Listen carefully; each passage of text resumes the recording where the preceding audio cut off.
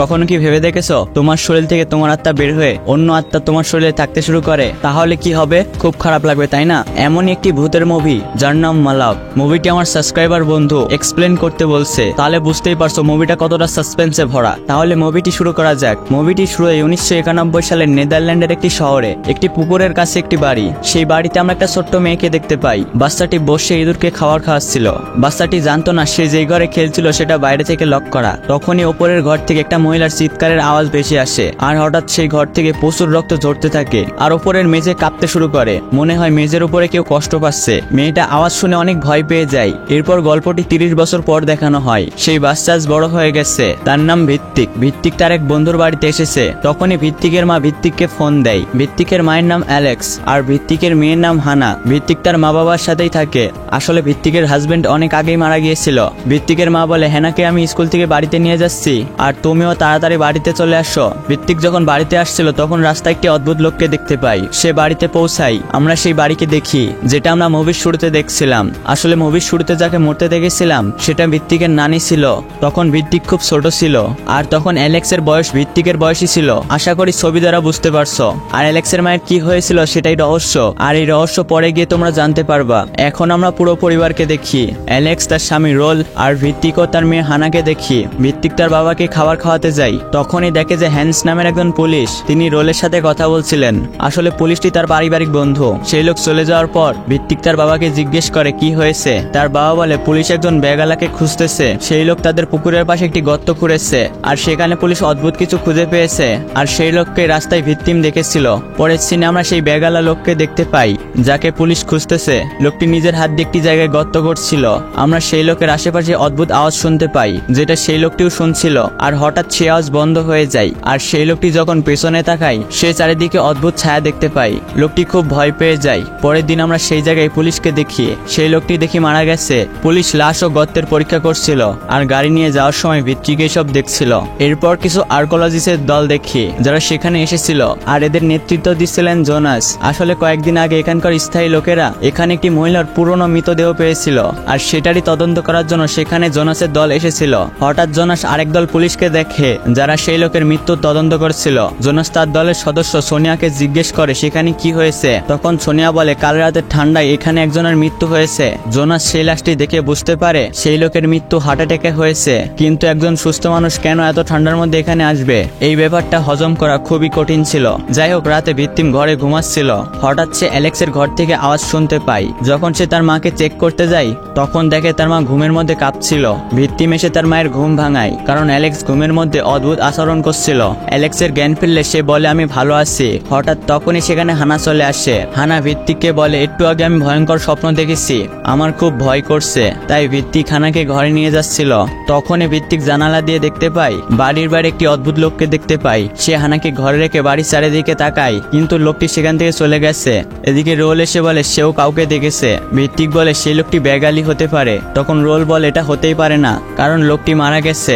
পরের দিন রোল জোনাসের কাছে যায়, আর জোনাসের উপর রাগ ঝাড়তে থাকে, কারণ রোল মনে করে জোনাসের দলের কোনো সদস্য রোলদের বাসা নজর রাখছে। তাই জোনাসকে বলে তোমার দলের সদস্যকে আমার বাড়ি নজর রাখা বন্ধ করতে বলো। সেখানে ভিত্তিম এসে রোলকে শান্ত করে এবং তাকে বাড়ি পাঠিয়ে দেয়। ভিত্তিম এবং জোনাস অনেক গল্প করে। কিছুক্ষণ পর ভিত্তিমও তার মাকে হাসপাতালে দেখি, কারণ গত রাতে তার মায়ের শরীর ভালো ছিল না। ডাক্তার বলে অ্যালেক্সের যা কিছু হয়েছে, মানে রাতে কাঁপছিল, আওয়াজ করছিল, আনপ্রসেস ট্রমার কারণে হতে পারে, আর থেরাপি দিলে হয়তো ঠিক হয়ে যাবে। কিন্তু ডাক্তার এই বিষয় নিয়ে তেমন কিছু জানতো না। আসলে অ্যালেক্সের এই অদ্ভুত রোগটি 30 বছর আগে সেই ঘটনার সাথে যুক্ত আছে। আমরা আগে গিয়ে জানতে পারবো। যাই হোক, তারা দুজন বাড়িতে যাচ্ছিল। এদিকে রোল বাড়ির বাইরে মোশন ক্যামেরা লাগাচ্ছিল, যাতে বাড়ির আশেপাশে কোনো কিছু আসলে একাই ছবি উঠে যাবে। এটি বাড়ির নিরাপত্তার জন্য লাগাচ্ছিল। কিছুক্ষণ পর ভিত্তিম ঘরে বেহালা বাজাচ্ছিল, কারণ সে ভালো একজন সঙ্গীত শিল্পী ছিল, কিন্তু তার স্বামীর মৃত্যুর পর সে সঙ্গীত বন্ধ করে দিয়েছিল। আর এখন সে একটি লোকাল স্কুলে কাজ করে। অ্যালেক্স তার কাছে এসে বলে আমি ভালো আছি, আমার জন্য চিন্তা করতে হবে না। তার মায়ের কথা শুনে ভিত্তিম একটু রেগে যায়, কারণ ভিত্তিম তার মায়ের রোগকে স্বাভাবিক মনে করছিল না। এরপর ভিত্তিম ও জোনাসকে একটি রেস্টুরেন্টে বসে থাকতে দেখি। এখানে তারা দুজন অনেক কথা বলে, মজা করে। ভিকটিম তার মায়ের সম্পর্কে কিছু বলে যে তার মায়ের একটি খারাপ অভ্যাস আছে। তার মা রেস্টুরেন্টে এসে চিনির ব্যাগ চুরি করতো, যা ভিকটিমের পছন্দ না। তারা দুজন অনেক মজা করে। তখনই ভিকটিমের চোখে পড়ে তার বন্ধু এডওয়ালের ওপর, যে কিনা তার সাথে স্কুলে কাজ করত। আসলে মুভির শুরুতে ভিকটিমকে যার বাড়িতে বসে থাকতে দেখেছিলাম, এটা সেই বন্ধু আর কি। তারা দুজন এভাবেই মাঝে মধ্যে দেখা করত। এডওয়ান তার স্ত্রীর সাথে ছিল এবং ভিকটিম তার দিকে তাকিয়েছিল। তখনই জোনাস অসুস্থ হয়ে পড়ে, কারণ সে এখানকার মদ পছন্দ করত না এবং সে বমি করতে শুরু করে। কিছুক্ষণ পর তারা দুজন বাসায় চলে আসে। রাস্তাপথে জোনাস তাকে জিজ্ঞেস করে ভিকটিম কেন এখনো বিয়ে করেনি। তো ভিকটিম বলে আমার পরিবারের ওপর অনেক টাকার ঋণ রয়েছে, আর তার নানিকে একদিন খুন করা হয়, আর যেটা কি করেছে এখনো জানা যায়নি। এরপর রোলের চাকরি চলে যায় এবং সে নেশা করতে শুরু করে, আর এইসব নিয়ে ভিকটিমের মা অনেক চিন্তায় ছিল। এরপর ভিকটিম নীলকে বিয়ে করে নিউ ইয়র্কে চলে যায় এবং হঠাৎ রোগে নীল মারা যায়। তারপর ভিকটিম হানাকে নিয়ে তার মায়ের কাছে চলে আসে, আর এই কারণে সে আর কোনো সম্পর্কে জড়াতে চায় না, আর সে তার পরিবারকে নিয়ে অনেক চিন্তিত। পরের দিন স্কুলে ভিকটিম শিশুদের জন্য একটি সঙ্গীত তৈরি করে, কিন্তু এডওয়ান সেই সঙ্গীতকে খুব একটা পছন্দ করে না। এডওয়ান ভিকটিমকে তার সাথে দেখা করতে বলে, তখন ভিকটিম বলে এখন দেখা করা ঠিক হবে না, আর তাদের মধ্যে যা কিছু হয়েছে সেটা এখন বন্ধ করা উচিত। আমাদের কাছে মনে হয় তাদের মধ্যে কোনো সম্পর্ক ছিল। ভিকটিম আরো বলে তোমার স্ত্রী এসব পছন্দ করবে না, কারণ তার স্ত্রী খুব ভালো ছিল। এরপর রাতে ভিকটিম হানাকে ঘুম পাড়িয়ে সে তার বাড়ির বাইরে আসে। ভিকটিম দেখে তার বাবা বাইরে বসে বাড়ি পাহারা দিচ্ছে। রোল তার পরিবারকে নিয়ে অনেক চিন্তিত ছিল, কারণ কিছু বছর আগে তার পরিবারে একটা খুনের ঘটনা ঘটেছিল, যার সম্পর্কে কেউ জানে না কে খুন করেছিল, আর এমন কিছু শেয়ার হতে দিতে চায় না, তাই রোল বাড়ি পাহারা দিচ্ছে। ভিকটিম তার সাথে কথা বলে ঘরের ভেতরে চলে আসে, আর দেখি ঘরের ভেতরে একজন লোক বসে আছে। সেই লোকটি খুব চিন্তিত ছিল এবং কাঁদছিল। ভিকটিম তাকে দেখে একটু ভয় পেয়ে যায়। ভিকটিম পরিস্থিতি সামাল দিতে সে সেই লোকটির সাথে ভালোভাবে কথা বলে। একটু পরে তার মায়ের রুমে গিয়ে তার মাকে বিষয়টি বলে। তখনই সেই লোকটি সেখানে চলে আসে। সে বলে আমি কিছু করতে চাই না, কেউ আমাকে দিয়ে এটা করাতে চাই। লোকটির হাতে একটি চাকু রয়েছে। ভিকটিম ও তার মা অনেক ভয় পেয়ে যায়, আর আস্তে আস্তে উপরের রুমে যেতে থাকে। কিন্তু সেই লোকটি অ্যালেক্সকে ধরে ফেলে, তাকে আক্রমণ করতে চলে আসে। কিন্তু অদ্ভুত ব্যাপার হলো সেই লোকটি একটা কথাই বারবার বলছিল, আমি এটা করতে চাই না, সে আমাকে দিয়ে এটা করাচ্ছে। ভিকটিম তার হাত থেকে ছুরিটি নিয়ে নেয়। তখনই সেই লোকটি দুজনের সামনে দাঁড়িয়ে পড়ে আর অদ্ভুতভাবে চিৎকার করতে শুরু করে। সেই লোকটি পুরো পাগলের মতো করছিল, মনে হচ্ছিল তাকে কেউ কন্ট্রোল করছে। হঠাৎ চাকু নিয়ে অ্যালেক্সকে আঘাত করতে যায়। তখনই পেছন থেকে রোল এসে লোকটির মাথায় হ্যামার দিয়ে আঘাত করে, যার জন্য সেই লোকটি সেখানেই অজ্ঞান হয়ে যায়। কিছুক্ষণ পরে পুলিশ ও অ্যাম্বুলেন্স আসে। পরের দিন জোনাস এই ঘটনা জানতে পেরে আসলে সেই লোকটি জোনাসের দলের সদস্য ছিল, আর তার নাম রাডু ছিল। জোনাস ভিকটিমের বাড়িতে যায় আর বলে রাডু এমন করতেই পারে না, সে খুব ভালো মানুষ এবং সবাই তাকে পছন্দ করত, কেউ ভাবতেই পারবে না সে এমন করতে পারে। রোল বলে সেই বেগালিকেও সবাই একই কথা বলতো। ভিকটিম বলে রাডুর বয়স বর্তমান 40-45 হবে, এর মানে 1991 সালে তার বয়স 10 থেকে 15 বছর ছিল। এতে জোনাস বলে হ্যাঁ, কিন্তু তখন তো রাডু রোমানাতে থাকতো। এখানে ভিকটিম এটা ভাবছিল সেই লোক তার নানিকে হত্যা করেনি তো, কিন্তু এটা তো সম্ভবই না। জোনাসের সাথে কথা বলার জন্য সে আরেকটি রুমে আসে। সে অনেক কান্না শুরু করে দেয়। জোনাস তাকে সামলায়। রোল অ্যালেক্সকে বলে এইসব আবার ঘটছে, সে কি ফিরে আসছে? অ্যালেক্স বলে এইসব বাজে কথা বন্ধ করো। হঠাৎ অ্যালেক্স অজ্ঞান হয়ে যায়, তাই ভিকটিম তাকে হাসপাতালে নিয়ে যায়। হাসপাতালে অ্যালেক্সের মস্তিষ্ক স্ক্যান করানো হয়, যাতে তার আসল রোগ খুঁজে পাওয়া যায়। হাসপাতাল থেকে যাওয়ার সময় ভিকটিম জোনাসের দলের এক সদস্যকে দেখে তার পিছু করে। ভিকটিম দেখে সেই লোকটি রাডুকে দেখতে এসেছে, যার অবস্থা খুব খারাপ ছিল। রাডুর মেয়ে ভিকটিমের দিকে অদ্ভুতভাবে তাকিয়ে থাকে। এটা ভিকটিমের কাছে অদ্ভুত লাগে, তাই সে সেখান থেকে চলে আসে। কিন্তু মেয়েটি তার পিছু পিছু আসছিল এবং তার সাথে সে লিফটে দাঁড়ায়। হঠাৎ মেয়েটি ভিকটিমের হাত ধরে রোমানিয়া ভাষায় কিছু কথা বলে। হঠাৎ ভিকটিম লিফটে ভয়ানক ছায়া দেখে ভয় পেয়ে যায়। সে তাড়াতাড়ি করে গাড়িতে চলে এসে সেই ভাষাগুলো ট্রান্সলেশন করে দেখে শি নেভার ডাই, এর মানে সে কোনোদিন মরবে না। এরপর ভিকটিম জোনাসের সাথে দেখা করে আর রাডুর অবস্থা সম্পর্কে জিজ্ঞেস করে। জোনাস বলে তার এখনো জ্ঞান ফিরেনি, তাই সেই দিন রাতে সে যা করেছিল তা খুঁজে বের করা এখন খুব কঠিন। কিন্তু সবাই বলছিল সে অদ্ভুতভাবে সে নিজেই বিভিন্ন জায়গায় গর্ত করছিল।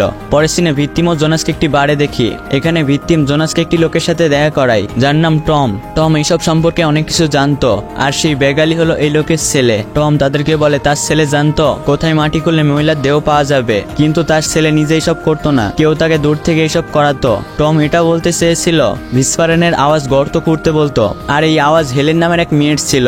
আসলে হেলেন একজন আত্মা, আর সে একজন লেজেন্ড। টম আরো বলে তার বাবাকেও হেলেন গর্ত করাতো। পরে টমের বাবাও মারা গিয়েছিল। টমের ছেলের প্যানিক অ্যাটাক হলেও পরে সে ভালো হয়ে গেছিল, কিন্তু তার মৃতদেহ দেখে বুঝতে পারি সে তো খুব ভয় পেয়েছিল। টম একটু ইমোশনাল হয়ে পড়ে, আর যাওয়ার সময় ভিকটিমকে তার নাম্বার দিয়ে যায়, আর সে বারবার বলছিল তার ছেলে হেলেনের কথায় মাটি করতে গিয়েছিল।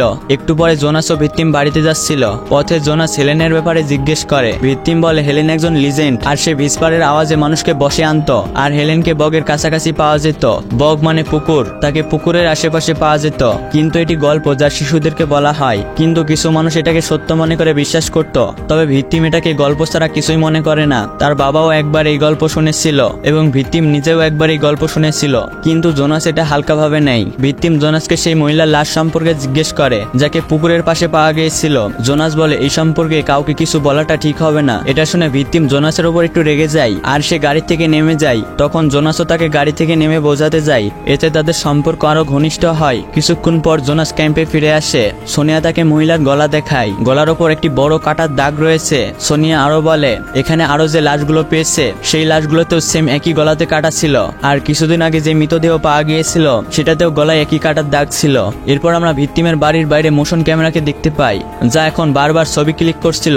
এদিকে ভিত্তিম বাড়িতে কাজ করছিল, তখনই ঘরের বাইরে একটি অদ্ভুত ছায়া দেখা যায়, কিন্তু সেটা কি ছিল স্পষ্ট বোঝা যায় না। পরের দিন রোল হ্যান্ডকে তার ক্যামেরার ছবিগুলো দেখায়। ছবিতে একটি অদ্ভুত মুখ দেখা যায়, কিন্তু সেটা স্পষ্ট বোঝা যাচ্ছিল না। এদিকে হানার স্কুলে নাটক শুরু হয়। অন্যদিকে সোনিয়া জোনাসকে সেই ফাইগার গল্প শোনাচ্ছিল। বহু শতাব্দী আগে ওয়াল্টার নামের একজন দুষ্টু লোক ছিল, আর হেলেন হলো ওয়াল্টারের সবচেয়ে খারাপ স্ত্রী ছিল। ওয়াল্টাররা খুবই ধনী ছিল, আর তারা সাধারণ মানুষকে নির্যাতন করত, তবুও তাদেরকে কিছু মানুষ শ্রদ্ধা করত। আর তাদেরই মধ্যে ফাইগা নামের এক মেয়ে ছিল। ওয়াল্টার ফাইগার প্রতি দুর্বল হয়ে গিয়েছিল, যার জন্য তারা দুজন ইন্টিমেট হয়। পরে ফাইগা প্রেগনেন্ট হয়ে যায়। যখন হেলেন এসব জানতে পারে সে অনেক রেগে যায়। তিনি ওয়াল্টারের কোনো দোষ দেখে না, ফাইগাই তার সাথে কিছু করেছে এই বলে ফাইগাকে দোষী ঘোষণা করে তাকে কারাবন্দী করে। ফাইগা কারাগারে ঈশ্বরের কাছে প্রার্থনা করে, কিন্তু তার প্রার্থনা শুনেছিল এক দেবতা, তার নাম মালাফ। মালাফ ফাইগাকে বলে আমি তোমার এই দুর্ভাগ্য থেকে বাঁচাতে পারি, কিন্তু তোমাকে কিছু পেতে হলে কিছু হারাতে হবে, তাই আমি আমার জিনিস নিয়ে নেব। এর মানে মালাফ সেই সন্তানকে নিয়ে নেবে। ফাইগা তার চুক্তির সাথে রাজি হয়ে যায় এবং ফাইগার কপালে মালাফের চিহ্ন পড়ে যায়। পরের দিন হেলেন ও বাকি লোকেরা ফাইগার কাছে এসে তাকে তার ভুল স্বীকার করতে বলে। তখন ফাইগা বলে আমি কোনো ভুল করিনি, তাহলে কেন আমি ভুল স্বীকার করতে যাব? এইসব কথা বলে ফাইগা ছড়ি দিয়ে তার গলায় অদ্ভুতভাবে কেটে দেয়। আর তখন ফাইগার আত্মা হেলেনের শরীরে চলে আসে। তখন থেকে হেলেনের শরীরেই ফাইগা থাকতো। পরে যখন সাধারণ মানুষ জানতে পারে ফাইগা একজন ভালো মেয়ে ছিল, তাই ফাইগার মরার পর থেকে এই দিনটা উদযাপন করা হতো। এদিকে স্কুলের নাটকের মাঝখানে ভিত্তিম একটি অদ্ভুত ছবি আঁকা দেখতে পাই। এই ছবিটার সাথে সেই লিফটের ছবির মিল রয়েছে, যেটা ভিত্তিম লিফটে দেখেছিল। নাটকের শেষে ভিত্তিম হানাকে ছবির ব্যাপারে জিজ্ঞেস করে, তখন হানা বলে আমি নিজের হাতে এই ছবিটি অঙ্কন করেছি। অন্যদিকে সোনিয়া গল্পটি সম্পূর্ণ করে। গল্প দ্বারা লোকেরা বিশ্বাস করত ফাইগা বগের চারিদিকে ঘুরে বেড়াচ্ছে, মানে সেই পুকুরের কাছে, আর সে অনেক রেগে আছে। এদিকে ভিত্তিম বাড়ি আসার পথে রোলকে দেখে সে বাড়ির চারিদিকে কাঠের ফাঁদ বাঁধছিল, যাতে কোনো খারাপ কিছু না ঘটে। ভিত্তিম বাড়িতে গেলে জোনাস থেকে ফোন দেয়। জোনাস তাকে পার্টিতে দেখা করতে বলে, কিন্তু ভিত্তিম টমের বাড়িতে কথা বলতে যায়। টম তাকে বলে যেই শব্দ এইগুলো ঘটাচ্ছে এটি একটি সংকেত হিসেবে কাজ করে, আর তার ছেলের সাথেও এমনই হয়েছিল। টম ভিত্তিমকে চোখ বন্ধ করতে বলে আর টেবিলে থাকা যন্ত্র দিয়ে আর সেই অদ্ভুত আওয়াজ করতে থাকে। এই শব্দের কারণে ভিত্তিমের পুরনো দিনের কথা মনে পড়ে, যেদিন তার নানিকে খুন করা হয়েছিল। সে দেখে তার নানির গলাও একইভাবে কাটা হয়েছে। ভিত্তিমের জ্ঞান ফিরে আসলে দেখে টমের ঘরে সব মাছ মারা গেছে, কারণ এখানে যে অদ্ভুত শব্দ হচ্ছিল সেটা খুবই শক্তিশালী। ভিত্তিম ক্যাম্পে যায় জোনাসের সাথে দেখা করতে, কিন্তু এখানে জোনাস ছিল না, কারণ সে তো পার্টিতে গিয়েছিল। ভিত্তিম সকল মহিলার লাশগুলো দেখে। এদিকে পুকুরের পাশে জোনাসের দলের একজন সদস্যকে দেখতে পাই, যে ভিত্তিমদের বাড়িতে যাচ্ছিল।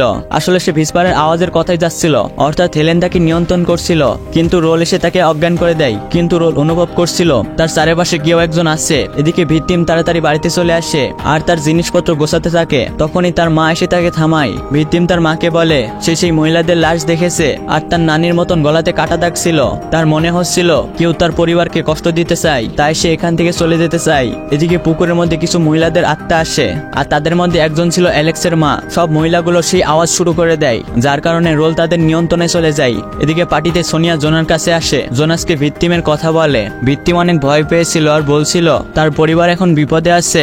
এরপর আমরা বাড়ির সামনে রোলকে দেখতে পাই, যাকে এখন ওই মহিলার আত্মাগুলো তাদের বশে করে নিয়েছে। সে বাড়ির ভেতর আসার চেষ্টা করতে থাকে। ভিত্তিম ও অ্যালেক্স তাকে দেখে ভয় পেয়ে যায়। ভিত্তিম বুঝতে পেরেছিল বাকিদের মতো রোলকেও আত্মাগুলো নিয়ন্ত্রণ করছে। ভিত্তিম এইসব দেখে দরজা লক করতে শুরু করে, আর ভিত্তিম হানাকে একটি ঘরের মধ্যে লুকিয়ে রাখে। এমনই দৃশ্য শুরুতে দেখেছিলাম, অর্থাৎ প্রথম দৃশ্যের সাথে তুলনা করতে পারো। রোল দরজা ভেঙে ভেতরে চলে আসে আর অ্যালেক্সকে মারার চেষ্টা করে। তখনই ভিত্তিম রোলের মাথায় আক্রমণ করে, এতে রোল অজ্ঞান হয়ে যায়। একটু পরে সেখানে আর অ্যালেক্স ছিল না। ভিত্তিম তাকে খুঁজতে শুরু করে। এদিকে রোলের যখন জ্ঞান আসছে, সে দেখে ভিত্তিম অজ্ঞান হয়ে আসছে। অ্যালেক্স রোলকে আক্রমণ করে, তাকে ফাঁসি দিয়ে ঝুলিয়ে মেরে ফেলে। আমরা দেখতে পাই অ্যালেক্সের চোখ সাদা হয়ে গেছে। অ্যালেক্স ভিকটিমকে বিছানায় বাঁধে। আস্তে আস্তে বাড়িতে প্রচুর লোক চলে আসে, যারা দেখতে পুরো অদ্ভুত ছিল। তাদের দেখতে কিছুটা মালাফের রূপের সাথে মিল ছিল।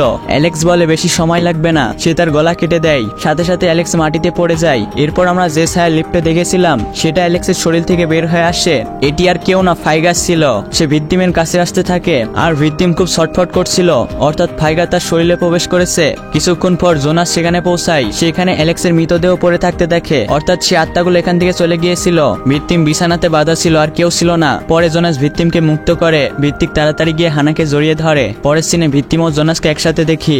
সেখানে তারা দুজন একসাথে কথা বলছিল। হঠাৎ জোনাস দেখতে পাই ভিকটিম চিনির ব্যাগ লুকিয়ে রাখছে। এটি জোনাস দেখে একটু অবাক হয়। এর মানে ভিকটিমের মা যা করতে এখন ভিকটিম তাই করছে। এদিকে মুভির শেষে হানার সামনে ভিকটিমকে দেখতে পাই, আর জানালার বাইরে অনেক আত্মা দেখি। এদের মধ্যে একজন ভিকটিমও ছিল, অর্থাৎ ভিকটিমের শরীরের ভেতর এখন ফাইগাস ছিল। আমরা ভেতরে বসে থাকা ভিকটিমের আসল রূপ দেখি, যেটার কেউ না ফাইগাস ছিল। আর এখানেই মুভিটি শেষ হয়। এবার চল এখানে কি হয়েছিল দেখে আসি। কয়েক শতাব্দী আগে ফাইগা নামের এক মেয়ে ছিল। সে মালাফের কাছ থেকে সাহায্য চেয়েছিল, আর ফাইগা যে তার সাথে চুক্তি করেছিল।